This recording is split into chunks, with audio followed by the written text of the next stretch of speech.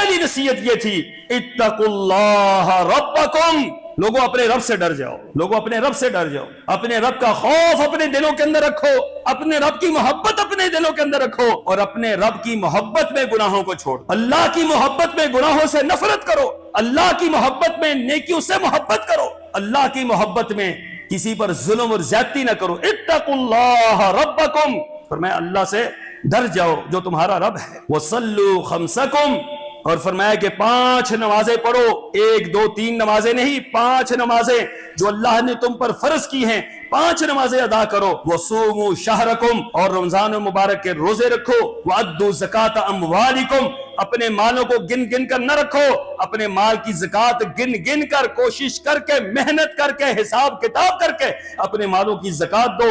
واطیعوا امرکم، اور میری اطاعت کرو، میری اتباع کرو۔ تدخلوا جنت ربکم، فرمایا یہ کام تم کر لو، اللہ کی جنت کے دروازے تمہارے آنے کا انتظار کر رہے ہیں، وہ دروازے کھلیں گے، تم جاؤ گے تو تمہارے سامنے وہ دروازے کیا ہیں؟